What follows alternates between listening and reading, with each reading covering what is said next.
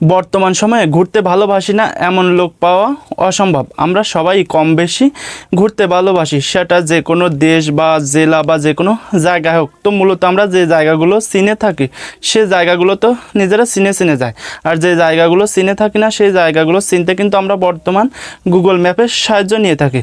তো আজকে আমি আপনাদের এই গুগল ম্যাপের একটি অসাধারণ ট্রিক্স শেয়ার করব। তো আপনাদের জার্নি করার ক্ষেত্রে বা ঘোরার ক্ষেত্রে কিন্তু আরও অনেক বেশি হেল্পফুল হয়ে উঠবে এই আজকের এই ট্রিক্সটি। তো আপনি যদি আমাদের চ্যানেলের নতুন দর্শক হয়ে থাকেন অবশ্যই কিন্তু চ্যানেলটি সাবস্ক্রাইব করে দিবেন, এবং যারা ফেসবুক থেকে দেখছেন অবশ্যই ফেসবুক পেজটি ফলো করে দিবেন। আর এরকম সব দুর্দান্ত ভিডিও কিন্তু আপনার বন্ধুদের কাছে শেয়ার করতে ভুলবেন না।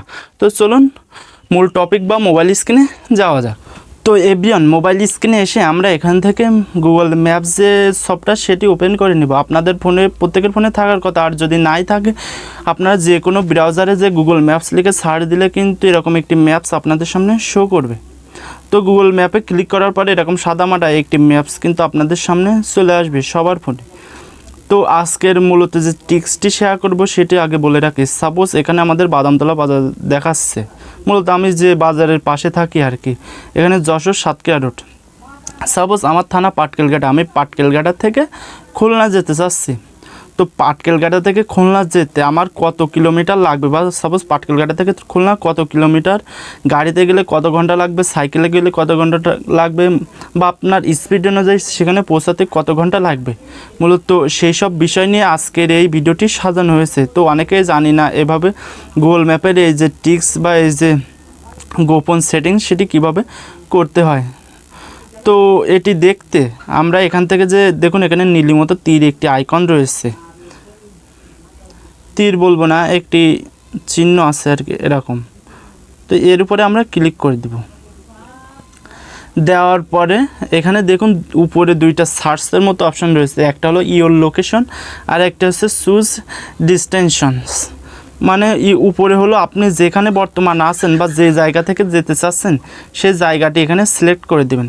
সাপোজ এখানে আমি পাটকেলঘাটা দিয়ে দেবো, PATKS, এখান থেকে পাটকেলঘাটা দিয়ে দেবো। এর পাটকেলঘাটা থেকে আমি মূলত কোথায় যাব এখানে সেই লোকেশনটি সিলেক্ট করে দেবেন। সাপোজ এখানে খুলনা দিয়ে দেবো, খুলনা, এখান থেকে খুলনা দিয়ে দেবো। এবার দেখুন কিছুক্ষণ লোড নেওয়ার পরে কিন্তু চলে এসেছে। তো এখানে যদি আমি মূলত মাইক্রো বা জিপ যে কোনো গাড়িতে যেতে চাই সেক্ষেত্রে কিন্তু 1 ঘন্টা 8 মিনিট লাগবে। এখান থেকে পাটকেলঘাটা থেকে আমাদের যে দূরত্ব, পাটকেলঘাটা থেকে খুলনা আমাদের যে দূরত্ব সেটি হলো 51 কিলোমিটার। দেখুন নিচে কিন্তু শো করছে, আমি আপনাদের মার্ক করে দেখিয়ে দিচ্ছি। এখানে দেখুন 51 মিটার দেখাচ্ছে এখন, এবং কত মিনিট লাগবে, 1 ঘন্টা 8 মিনিট লাগবে কিন্তু, এটা মূলত গাড়িতে গেলে আর কি। তো এখান থেকে আমরা মোটরসাইকেলটি সিলেক্ট করে দিলাম। মোটরসাইকেল সিলেক্ট করলে এটা আপনার গতির উপরে নির্ভর করবে। আপনি যখন গাড়ি চালাবেন বা যে মানে রানিং অবস্থায় থাকবেন তখন কিন্তু এই যে দূরত্ব সেটি কিন্তু চেঞ্জ হতে থাকবে। তো এভাবে কিন্তু আপনাদের যে চলার পথ কিন্তু আরও সহজ করে দিবে গুগল ম্যাপ। খুব সহজে কিন্তু সব কিছু আপনারা ডিটেকশন করতে পারবেন। তো আজকের ভিডিওটি আশা করি আপনাদের একটু হলেও ভালো লেগেছে। এরকম সব দুর্দান্ত ভিডিও পেতে অবশ্যই কিন্তু আমাদের চ্যানেলটি সাবস্ক্রাইব করে দিবেন। এভাবে কিন্তু আপনারা যে কোনো জায়গায় পৌঁছাতে এরকম বিভিন্ন মানে উপরে এখানে যে উপরে দিয়ে দেবেন আপনি বর্তমান যেখান থেকে যাবেন বা যে জায়গায় আছেন সেই স্থানটি এবং কোথায় যাবেন সে স্থানটি কিন্তু আপনার এখানে ইওর লোকেশন বা নিচে যে লোকেশনটি অপশন রয়েছে এটা আইকন ওখানে দিয়ে দেবেন। এখানে দেখুন হেঁটে যেতে কয়েক মিটার লাগবে বা কত সময় লাগবে সেটাও কিন্তু দেখাচ্ছে। আপনারা যদি হেঁটে যান তাহলে 9 ঘন্টা 25 মিনিট কিন্তু লাগবে, 46 কিলোমিটার। তারপর এখানে ট্রেনের অপশন রয়েছে, বাট ট্রেন আমাদের যে পাটকেলঘাটা থেকে খুলনায় কোনো ট্রেন লাইন নেই সেজন্য দেখাচ্ছে না আর কি।